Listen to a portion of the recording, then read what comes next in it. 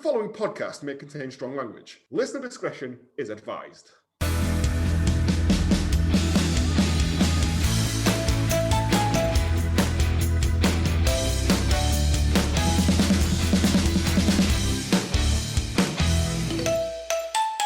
Good morning, good afternoon, good evening, and welcome to Hallmark of Greatness Pod-Castaway, the show that gets blind drunk on your booze. I'm Joe, and with me as always, reeking of fish, it's James. Why did that have to be me?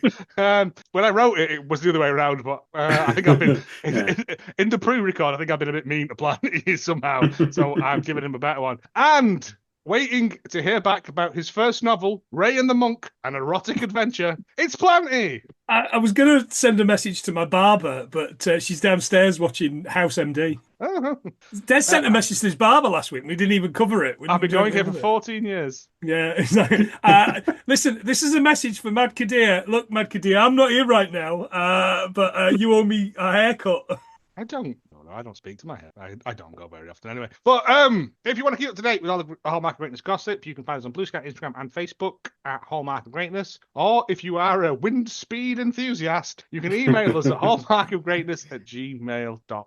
It's all about wind speed again this week, isn't it? There's not Last much week going we on had the it. island. This week there's fuck all else to do because all the cows are going. They send children out with a thermometer to measure the wind speed. It's better than one of them stupid wheel things that you used to push around the playground. A trundle wheel. I have you know they're the height of human ingenuity. The weather's so crap that it's given all the young children a breakdown.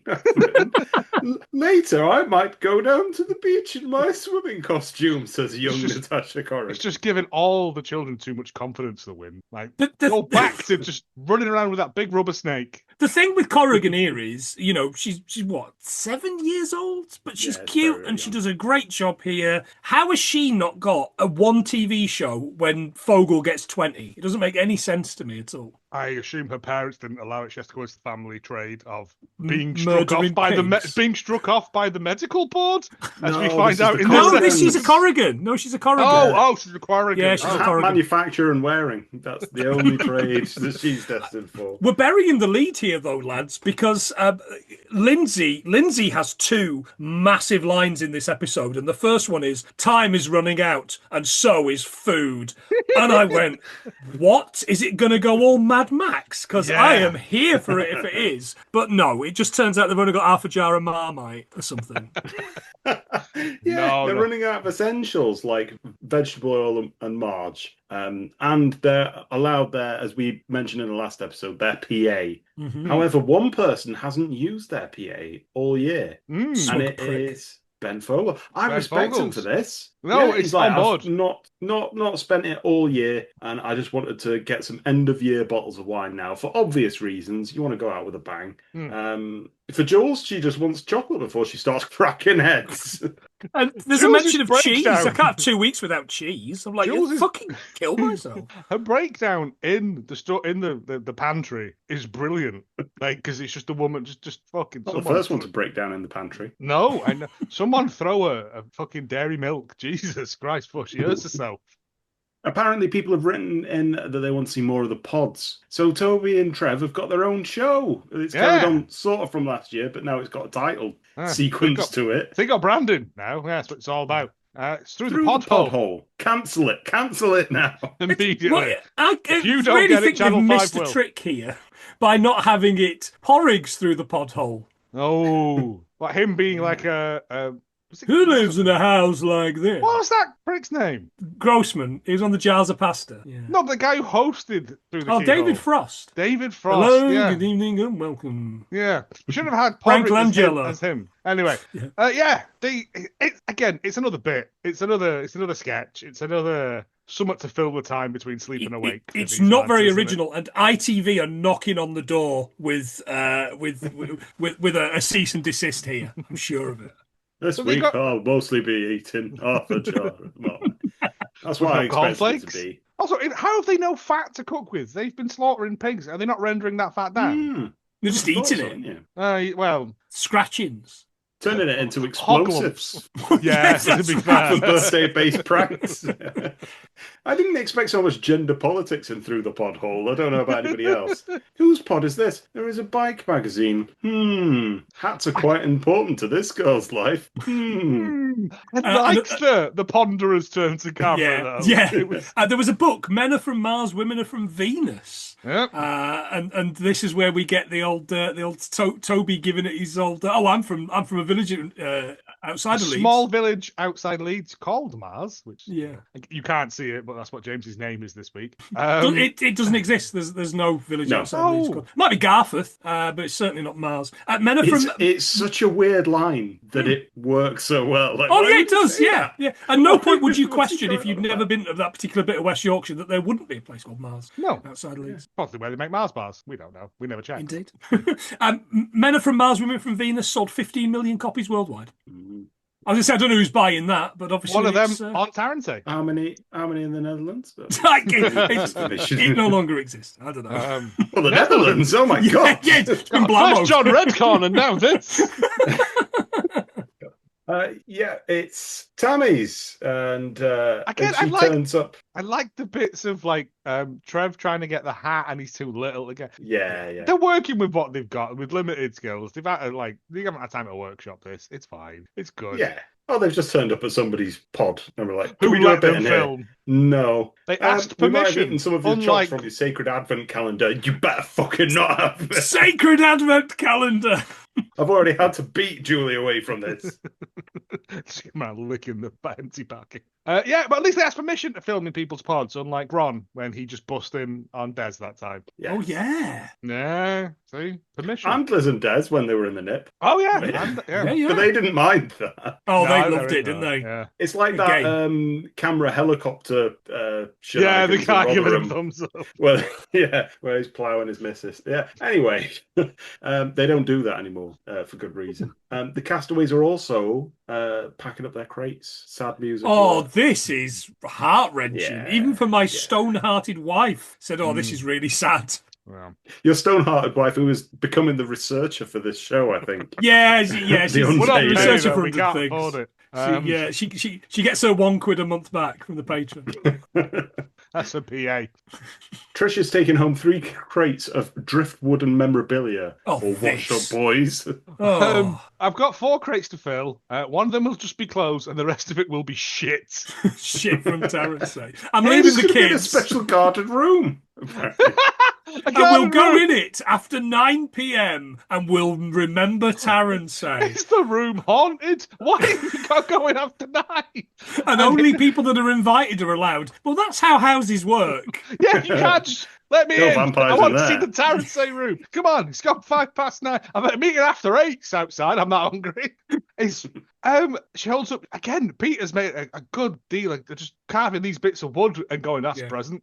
Yeah, we then get this episode is a lot of the greatest hits and they're good. But we then get this bit of her and Peter just fucking rowing, just absolutely going for it, and then smash cut back to her. Oh, Peter's a lovely man. Yeah, it was about Terrence syndrome, isn't it? I think she can properly rage, but she will it'll blow over. Yeah. Storm in a teacup stuff. Yeah. Well, it was like when they were talking about her and Trev, weren't it? Was that like Mr. McCrum was like people questioned her about it, and she immediately just flared up, and then it was forgotten. That's right. So. She tears up. She says, "Do you know what? I'm really going to miss this room. It's so special to me." And I went, "Bollocks!" Because you've not been in it. You've been shacked up with fucking Trev, pegging him, or whatever's going on. Yeah, Jake the pegging him.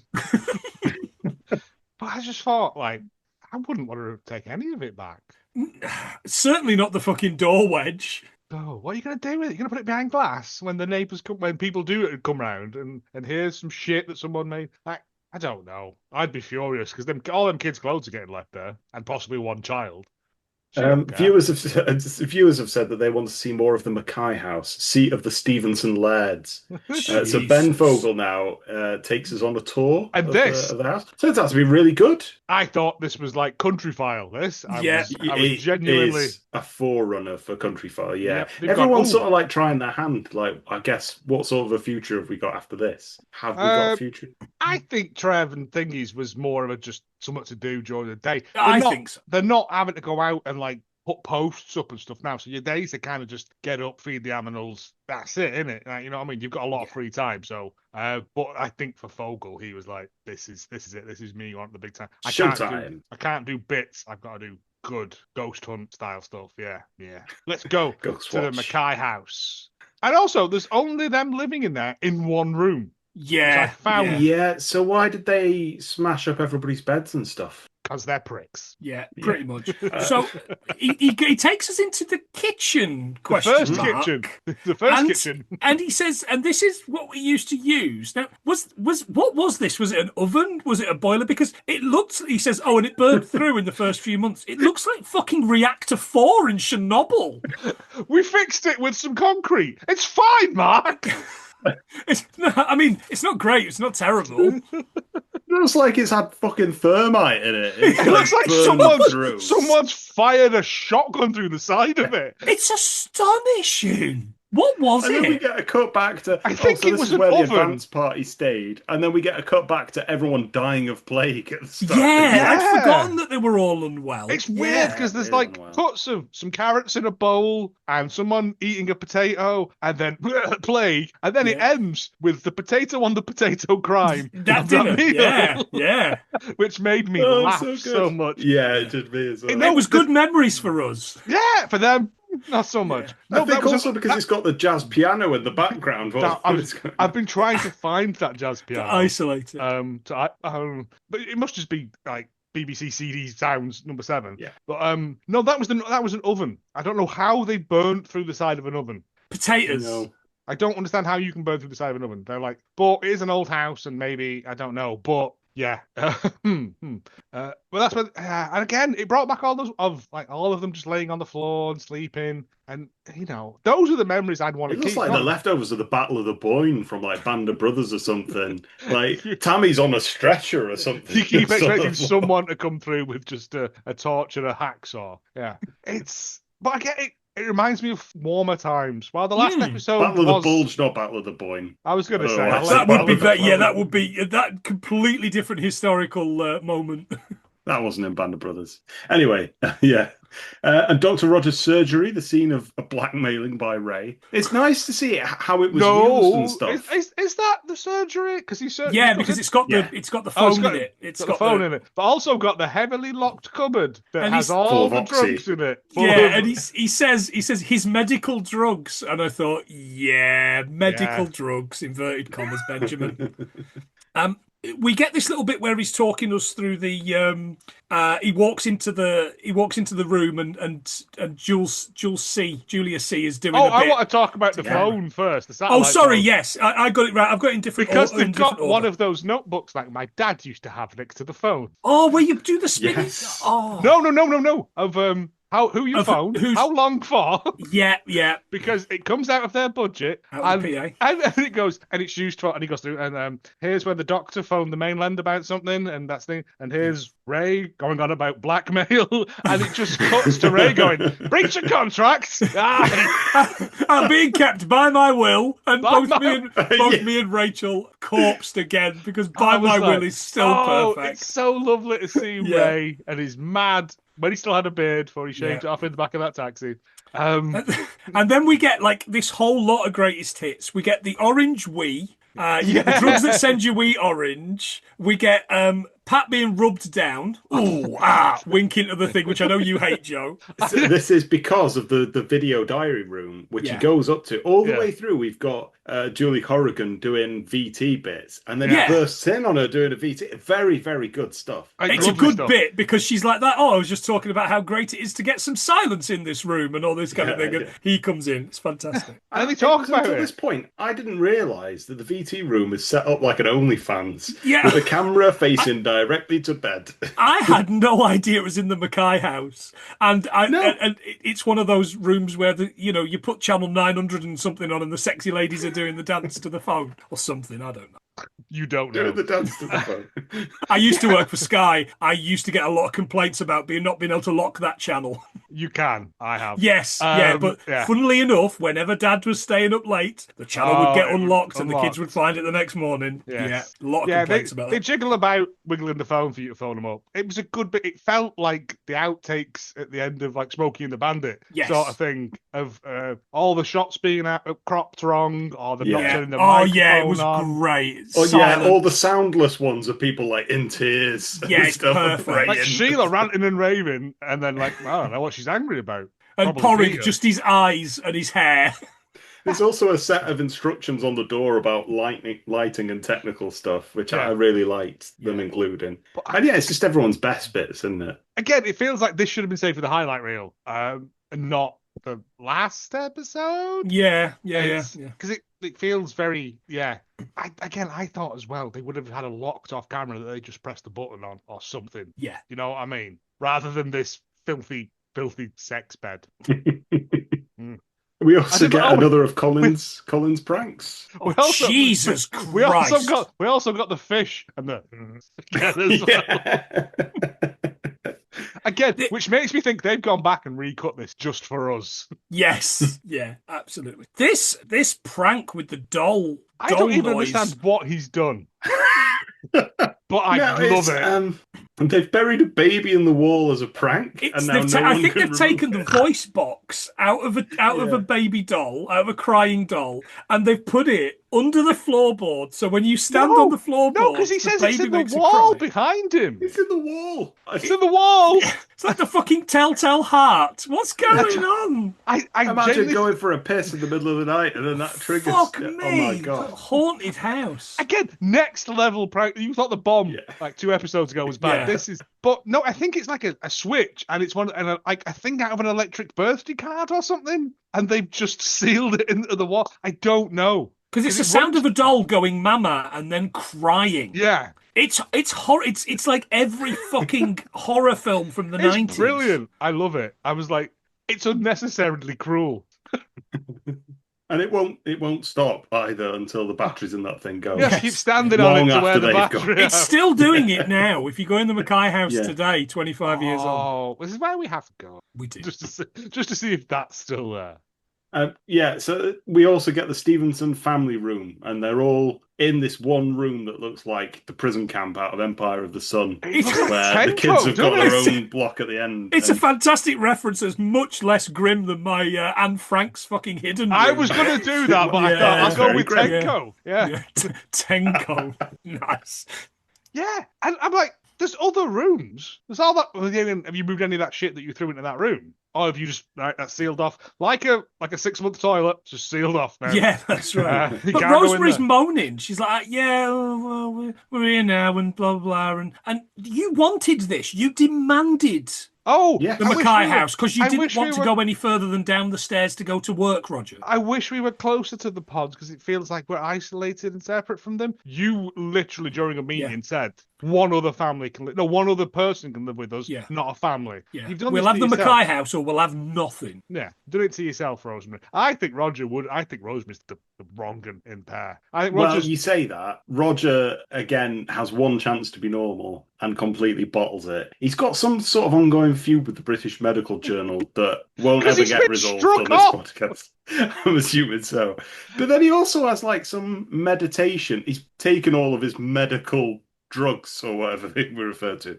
And he starts having like some sort of meditation on how everything is round and everything, the pods and the pig sheds. Because we look out and we have the pods around and it's round. As he just had his dose the afternoon. It's a very good. And here we have a candle, which surprisingly we haven't used quite as much as one would expect. Here's my son, Cuthbert, reading the Beano.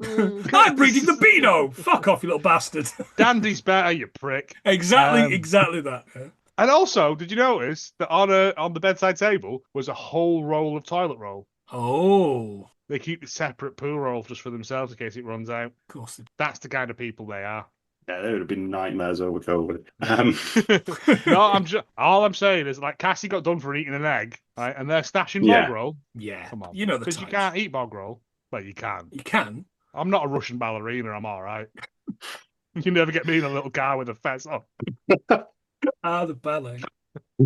And the kids are being taught how to count money, how money works, because they've been away for 11 months. They need to be adjusted back to society. Reacclimatized. It's like the mole women. Kimmy Schmidt. All that stuff you learned with Ron, forget it. You're never going to need to know when ABBA won Waterloo. A strict regime of red beads and toy snakes and ranking puddings in order of preference. All of that is useless. And it's like that. Jason Nevins. Always the spirals. And now they're being taught how to make hack silver out of coins, I think, because they've forgotten as well. Spanish evening class is also getting run out of the same space. That's coming to an end. It's run by Toby and Monica. Monica, the second episode that she's in, the penultimate one or whatever. It's too late, Monica. I don't care. Yeah. It's Ben and Monica who speak Spanish, but Toby has picked it up like nobody's business. I'm going to assume the smug prick actually spoke Spanish beforehand and then just pretended he didn't. He's from Leeds. El Lidio. Actually, no, he's from El Mars. Is the best, though. Because he goes, que restaurante, clutching his head. Like, restaurante is the same. It's the same as in our same language. words, yeah. Just put. The great thing is the reporting of theft and muggings is the lesson this week. Which, come on, you're not in Rome. I know, but it's good. They've gone, well, we could just do like mothers, fathers, what is your favourite things to do? Yeah. And they've gone, no, we'll do conversational stuff about how I'm going to get rolled. Like, it's great. Toby's really, really good at this, which will come back in handy when he goes back to West Yorkshire. Where were you robbed? He says, and it's Philly, isn't it, who's doing the opposite bit? I was over there near the bench. When? 5 minutes ago. I cannot help you. This is a Spanish language class. He can't turn it off, the boy. It's great. It's really good. Good stuff. Yeah. Des is quality here again. He's going, look, Toby's picked it up really, really well. But not quite as well as us because we're just naturals, aren't we? He's what they would call Rapino or something, doesn't he? And it's kind of like I've written the word, but it hasn't. Reptilido, I think. Reptilido, and then we get this little postscript thing. We get like a weird end bit of the Breakfast Club, like shot of Toby, and then like the which I don't think is a word. No, but Toby in the background with his fist raised, walking across the football field. Yeah. Again, I think at this point, like even the editing crew and stuff, are just giving up and go, no one's fucking watching this. Yeah, we can just do stuff now. Let's do our own kind of highlight reel for when we put stuff out. When people are asking for a CV, we go, we did all this shit. We did Castaway, and they go, oh no, we don't want to speak to you. No. But we did the end of Castaway. Oh, did you? Fucking hell. Through the pothole is what we did. When they did a Starlight Express. Yeah, we get another through the podhole. Is this gobshite ever off the air? Is what I've written. It's good though. It's more good material. There's moisturiser, so it can't be Ben's room. Well, it could still be Ben's room. It's got a Tatler they magazine. Also chuck tape cleaner as well. Every room has a Tatler magazine in there. The tape cleaner bit, which again is just another callback to them drinking their own piss a while back. And it turns out, and the bit where they find above it, it took me so long to work out what it was supposed to be, that wooden carving. Oh, it's a camera. It's a camera, but it's like a cross-section of a camera. Yes. I thought for what the fuck why is he waving like a tugboat around him? They get her down to a T, by the way. It's spot on. Complain. Tanya. Yeah. And then Tanya is actually operating the camera and just goes, get the fuck out of my room now. Or something. You said this was going to be fun.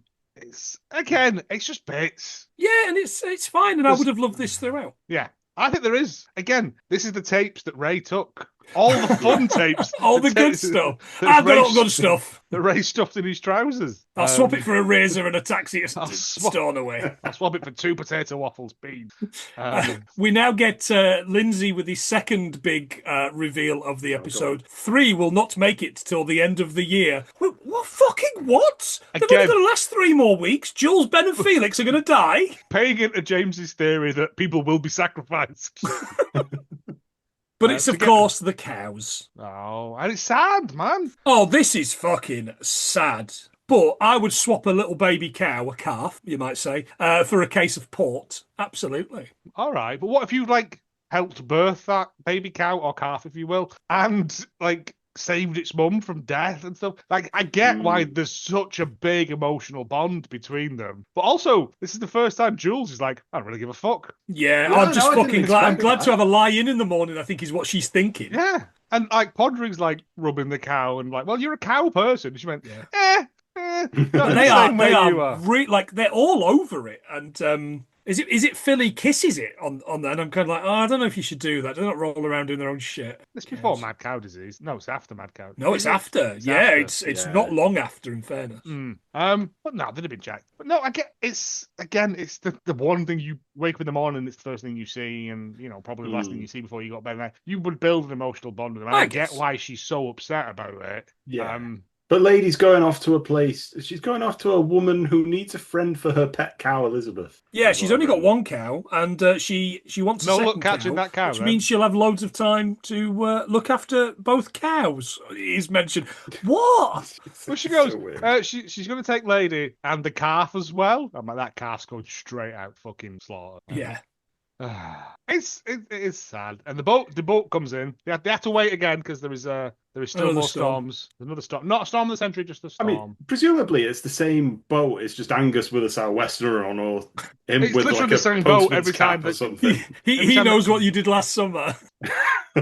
Yeah. Lay on the beach. Yeah, With my top, top without off. your top on. Killed a deer. That's it. That's what the return is. illegal He knows that deer you killed that deer. That deer was his uncle. He was 2 days away from deer retirement. What did deers retire to? The old deer zone. Right. That's terrible. Perfect. No, but it's the It's same bad, but fucking it's boat. quick. It's the same fucking boat every time. Yeah. Because he pulls into the same bit. They know where to go. He drops that like gangplank down or whatever it's called, and it takes them a while, and they're all stood there. We get a weird bit of dialogue between Philly and Jules, who look like they've never interacted before. Yeah. It's really stilted and awkward.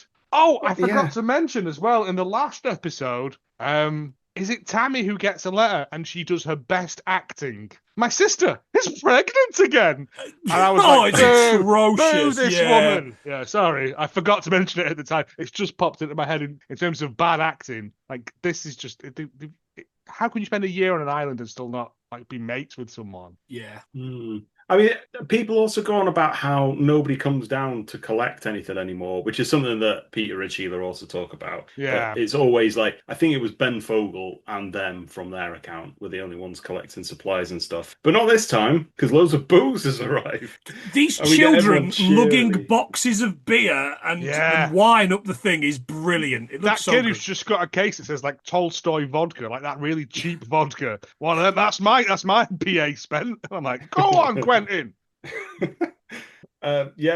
Colin, meanwhile, is manhandling that calf onto a boat like Yes. he's evacuating casualties or something. He does not want it. I mean, maybe that's the best way to transport the calf is to give it no time to react. Yes, Just hurl it onto it. perhaps, yeah. I worked out before as well that Ben, having not spent his PA for the year, has got about 250, 260 quid. £5 a week, 52 weeks. You know what I mean? Mm. Yeah. And he's rinsed all that on Pringles and gin and I'm like, More massive boxes of tubs of Marmite. There's about 3 or 4 other tubs of Marmite. Like, the Marmite obsessed. it's Yeah. good for you. But I was like, I admire that because that's like, I've not spent anything during the year, and now I would just sit in my pod with like two full sleeves of Benson and Edges, like, like two bottles of proper vodka, not thing, and just be like, peasants, just walk around. He's gonna lose that allowance. Otherwise, he should spend it on this. This is absolutely what it is. Oh no, I know, and I know for a fact that Ben is going to donate it all to one big final last hurrah because that's the kind of guy that he is. Like, I get it, but it's not what I'd do. How much is an ermine robe?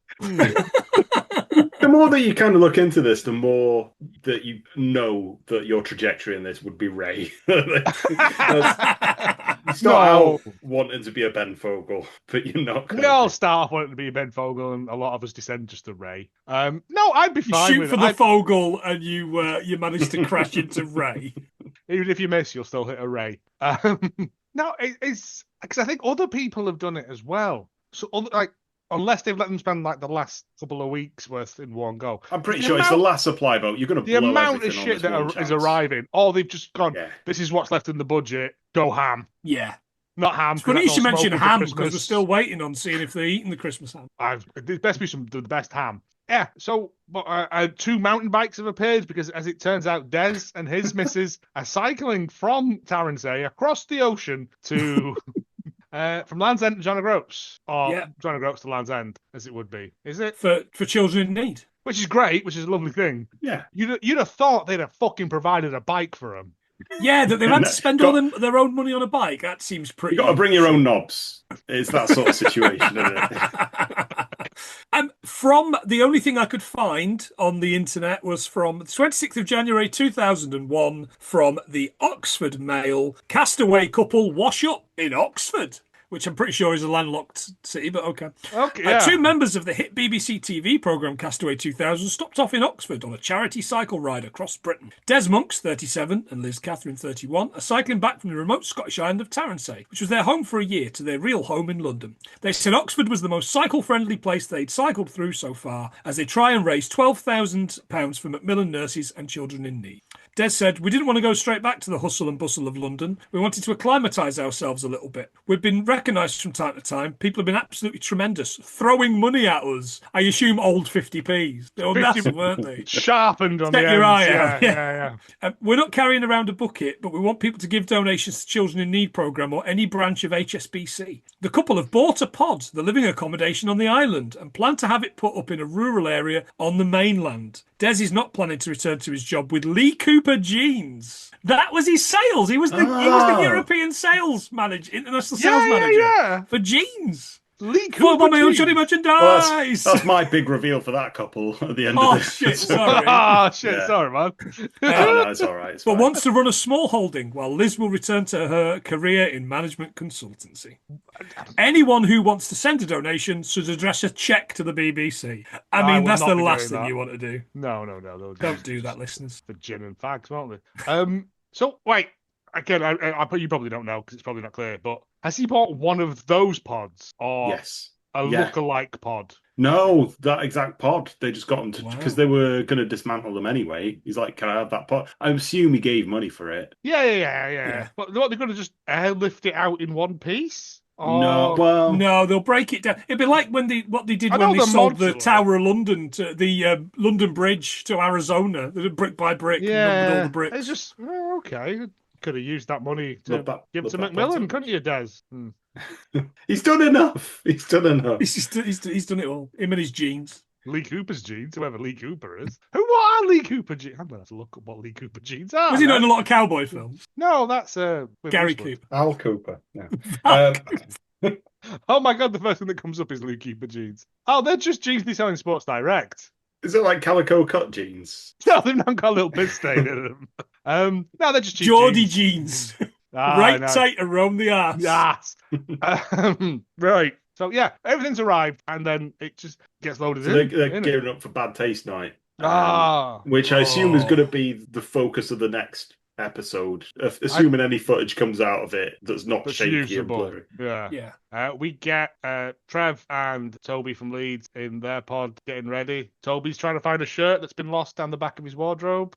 Trev's dressed like a satanic minion. That's the only way to describe I don't know him. what he's supposed to be. No, I couldn't figure it out. Like the red M&M? Like, But He he's looks excited. like a character from Among Us. You could just see his He face. does, out of yeah, his he red does. costume. He's really glasses excited. off or glasses on. Can you not see without your glasses? This is why you're a terrible driving instructor. We talk about Trish is going to wear a leather, PVC all-in-one that he's very excited about. And we smash cut to Liz dressed like the little girl out of that film where the child dies in Venice. Oh, Don't Look Now? Don't Look Now, yeah. No, she's dressed like Fungus the Bogeyman. She is, yes. Like a sea mine. It's all like blue. I suppose. Yeah, and Tammy has put an afro wig on. And it's hilarious. Apparently, it's hilarious that she's putting Afro Rug. I don't know, because it shows people at the Bad Taste party. Ben Fogel's got his jester hat on that he's thinking, and like all of the other clothing he owns, it looks like. And I think that some people made more effort than others. I think a lot of the younger people. Did you see Collins? I missed Colin. You have to go back and see it. It's horrific. It's like one of the things you see when the scarecrow drugs you. Oh, he's got like all over his face. Yeah. Yes. I didn't know that was Colin. How did you recognise it was Colin? I'd recognise that arm anyway. Fair enough. Pat's got some wear out of that blue jacket. We haven't seen it at all this year, and we've seen it twice in 2 weeks. I think someone is wearing Ray's wig as well, but they've cut it down because there's a big load of netting showing at the back.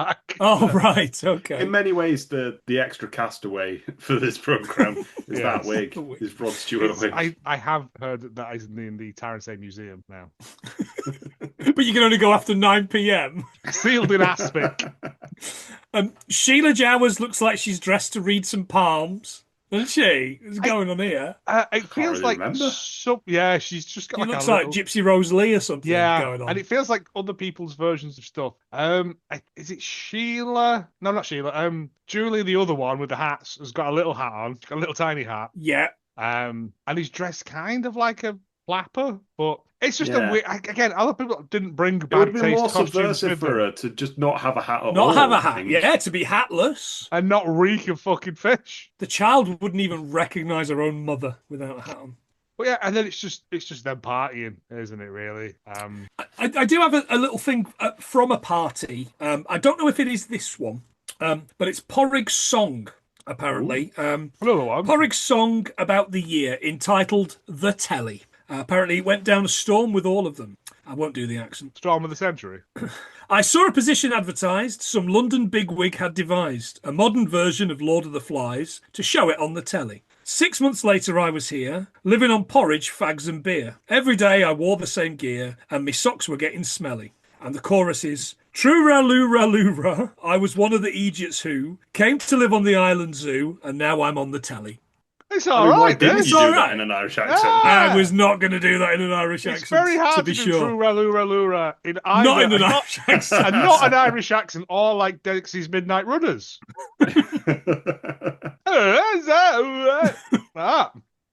Oh, he's quite a talented wordsmith. He's a talented lad, yeah. As long as he keeps the whistle out of his gob. There was a bit. It's gone. There was a bit. It was when Jules and Tammy were having an awkward conversation, and you just hear in the background before someone snatches it out of his hand. I think it's now in the Tarrant Museum in Aspic, and that's it. I don't see what there is left to tell. Everyone's sort of getting on. They're all just going to get hammered. I think we're like 2 weeks away from them actually leaving. Yeah, I feel the last 2. Because at the end of this episode, it goes, and on Monday and Tuesday night, the full thing will be revealed. Yeah. So I'm assuming it's just going to be like a highlights reel. Well, I mean, what are they supposed to do now? There's barely any point. There's no farming anymore. There's no livestock anymore. There's nothing really to do except get trashed. Absolutely battered every day. And that's it's going to be so good because it's on at 9 o'clock as well. So we know it's after the old watershed, isn't it? I see. Yeah, so we can just have them being hammered and hopefully rowing at one another. Oh, I've seen hammered and they just form like a Tarrant centipede. I didn't know how that sentence was going to end. But I hope they get in the boat and take Liz to the idea, isn't it? It is. I don't know. I feel now that the last 2 episodes are just going to be the story in a condensed format. That's my weird thing. It's because there's nothing. These last 2 episodes have just been bits. Yeah. It's just been. Yeah, it's reflections, and then what are you going to do after this sort of thing? Yeah. Which is fine. We're still going to do it because we're doing the whole thing from top to bottom, whether you like it or not. The centipede. Yeah, come and stop us. Oh no, don't. I would say come and find us, but please don't. I'm very easy to find. I've got a massive head. That's it, boys. Oh no, wait. Get in the water, or I'll kiss your daughter. Drinking from a puddle, giving her a cuddle. Nasty facts.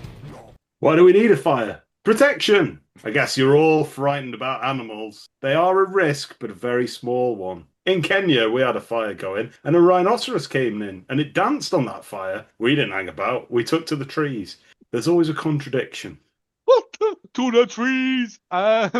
Is he Bull from Robin Hood, Prince of Thieves? What? I want a window into his life just for a day, just to see how his brain works. We started a fire. Rhinoceros skedaddled on it. It's got like 3 parts to it. It's always some obscure military conflict that I don't think he's allowed to disclose. It's always an animal of some kind, and it always ends with, and then I got my mate to do it instead. It always ends with a. What you gonna do?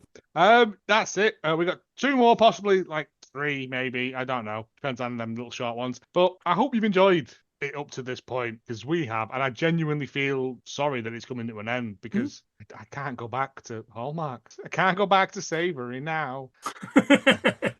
Rachel's got loads of things that she wants to do. I know. I don't think anything's going to be like so weirdly involving, touching my soul in the way that this has, in a horrible way. Like, I don't want my soul touched.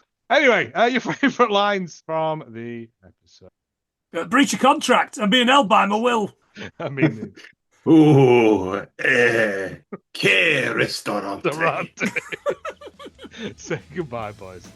Ciao. Hurrah. Oh, no, that's Italian. That's Italian, you prick.